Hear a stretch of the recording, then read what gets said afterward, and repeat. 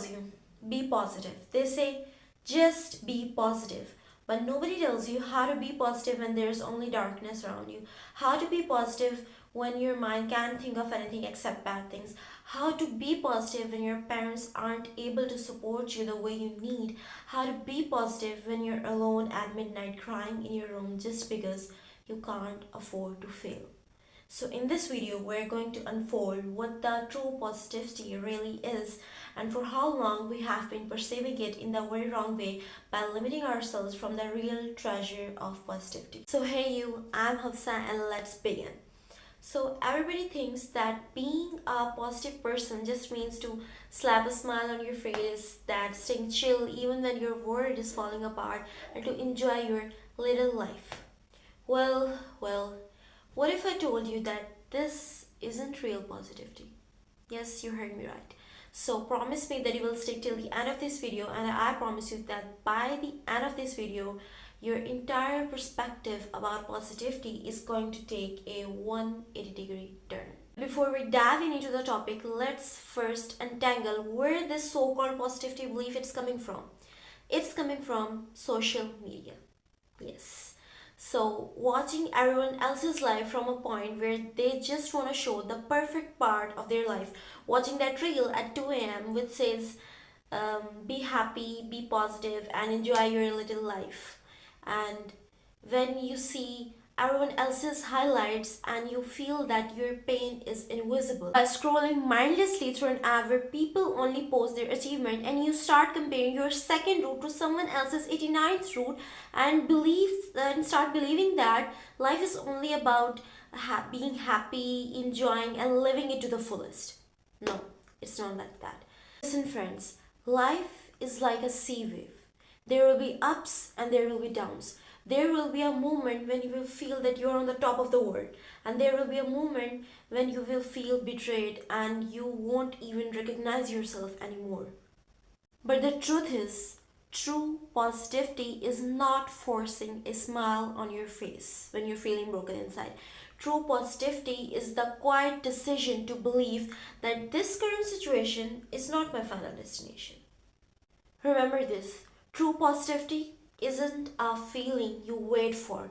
It's a deliberate action you take. It's a deliberate choice to plant your feet even in the middle of a storm and say this out loud that this current weather will not define my soil. Here are the three things I do and I want you to do in that exact moment.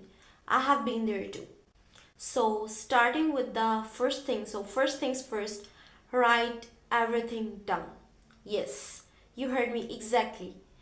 Write everything down. That what are you feeling in that moment and why are you feeling that? Just let it out.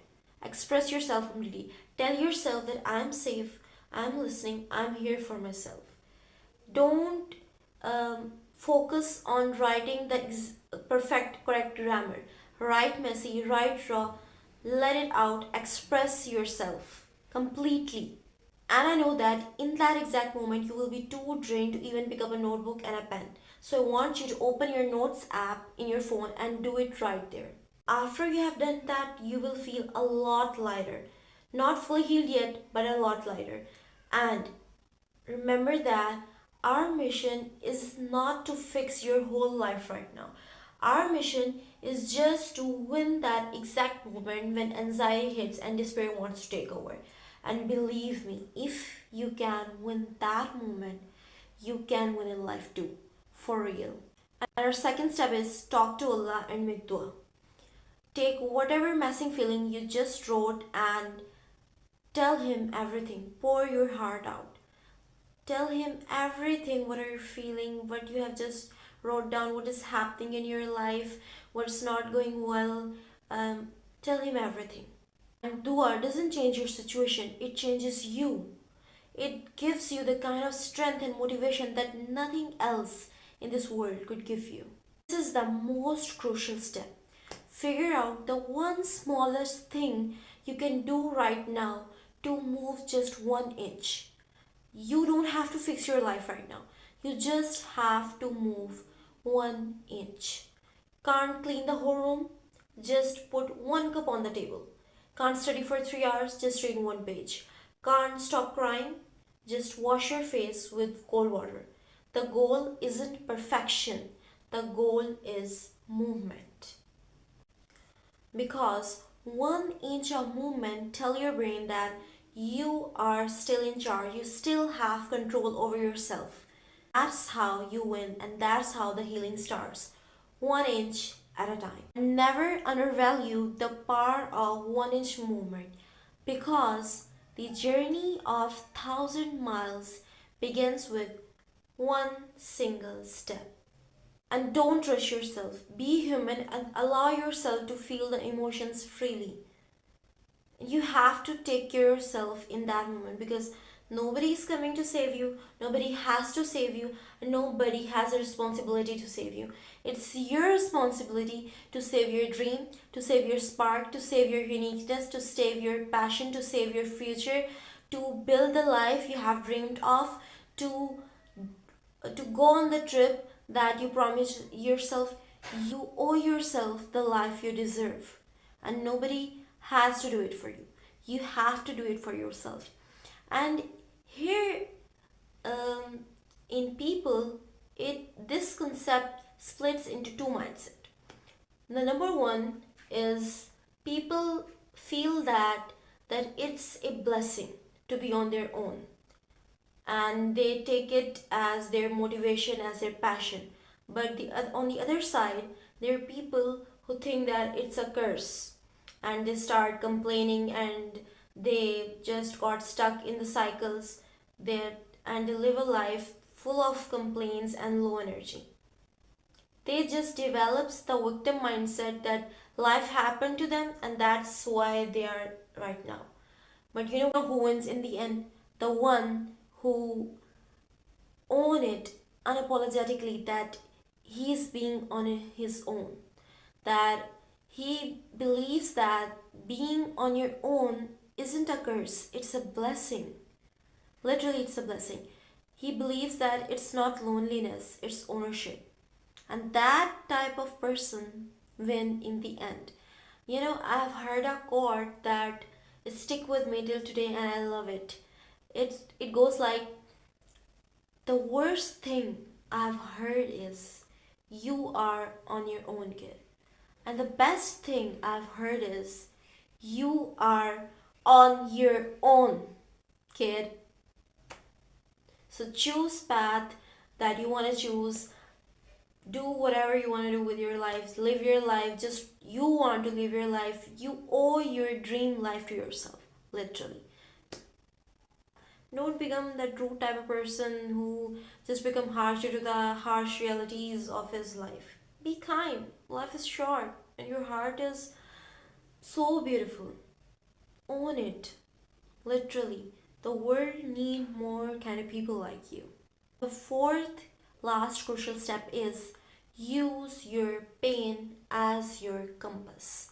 Now that you know what are you feeling, so use it as your compass. Use it to find the direction of your life.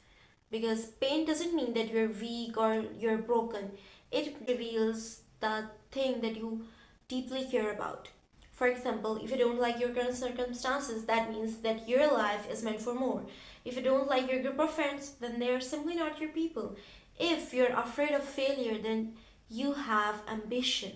And if you are afraid of loneliness, then simply you value connection. It's simple as that. And none of it means that you're weak or broken, it just means that you are a human. And when you're mentally exhausted, be very specific and be very careful who do you trust your heart with. Yes, because when you're mentally exhausted, you're fragile. Don't hand someone the key to your heart and then waste your energy begging them to understand the lock. Don't use your energy for validation or making them understand that why are you feeling this and what are you feeling, because if they don't get your point and don't understand your vision, that there it will be another heartbreak for you and it will just waste your energy. So use that energy to gain clarity and find your purpose. that when you're mentally exhausted, when you're in a bad mood, when you mess things up, when things don't go your way, or your heart feels heavy, when anxiety hits, don't talk to yourself badly. As a friend of you, I refuse to let you talk to yourself badly, because at that exact moment I want you to see your inner child, to see your younger version. If you see that, can you talk to him that way? Can you talk to him or her that way? Can you tell that beautiful child that you are not good enough? Can you tell him that? Can you tell him that you always mess things up? You're a burden. No, you don't.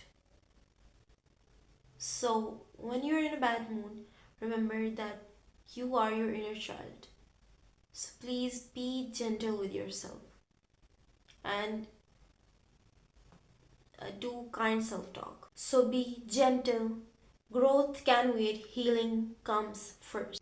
And if you made it till the end of this video, then I hope something in this video felt like a hug to your heart. So, hit the subscribe button and check out my Instagram page. This channel is where you meet your highest self. Stay, breathe, grow, and evolve. See you in the next video. Bye bye.